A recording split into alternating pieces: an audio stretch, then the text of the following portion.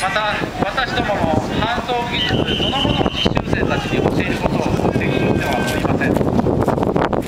帆船を操る訓練を通して得られるもの、